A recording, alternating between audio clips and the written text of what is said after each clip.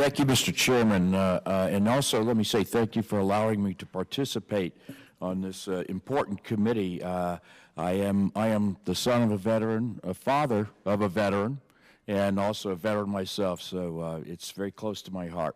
Mr. Thomas, I understand the VA has yet to resolve some 9,500 outstanding system security risk identified by the IG as recently as March of last year. They also produced 35 recommendations for improving the VA's information security program, 6 of which were recent and 29 of which came from previous years.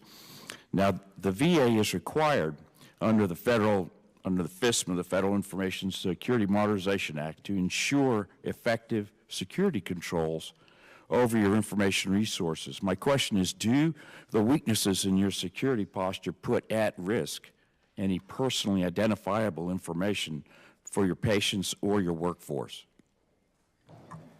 Thank you. I would say protecting the veterans' data and the employees' data is job one for me. It's what keeps me most focused and most concerned. As you communicate, we have had a number of findings. We have closed 3 of the 8 findings. We have 35 plans in play right now. We have a very large focused team, and we plan to close all of those findings at the end of 2017. So it is a major focus. In 17, excellent. So is the VA aware of any breaches in security where personal information was retrieved by intruders? I'm not aware of any at this time, but I can get back to you if we have had some. I've not been told. Obviously, we'd be curious to know that. And finally, can you share with the committee why the VA has had so much trouble? What's keeping you from better securing this system? And you spoke to the timeline, so that was my final. I think VA lacked a coherent strategy on cyber. I think in 2015, when we came together and developed the enterprise cyber strategy, delivered that to Congress, we developed an incredible plan that had a lot of details. It had 900 actions that we needed to take care of in our integrated master schedule, and we have been going after all of those. When I came to the VA, we had personally identified the PIV cards that everybody has to use to log on.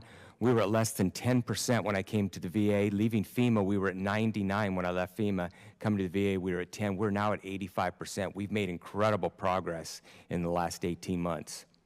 Thank you. Mr. Perner, in your expertise, do you wish to add anything, elaborate on any of those comments? No, I would just say on the information security front, that was IG work, not GAO's, but the good news is they're aware of those vulnerabilities and they're fixing them. I think the question of the breaches, I think another important bit of information for this committee would be the number of times the VA has been attacked, whether there was a breach or not. Because sometimes you might have a full breach, but your understanding of who's hitting us and at what frequency, you kind of need to know that too. And that's very important. And can you share those numbers? I don't have that information. We have not done detailed work on it, but that's clearly something that the Chief Information Security Office. Who do you think the actors are? Who's trying to breach your information? It's all over the board. I mean, I do some detailed work at things like on NOAA ground systems for our weather satellites. They get hit, and we did some recent work on that. And you know, it's all over the board when you look at that, and that's why it's important. It's great that the vulnerabilities are being addressed, and that hopefully there haven't been any breaches where PII has been disclosed. But knowing the frequency of those attacks is very helpful because it helps us secure better. And we just need to be open with that because it's continually increasing. Thank you. We would look forward to seeing those numbers. Mr. Chairman, I yield back.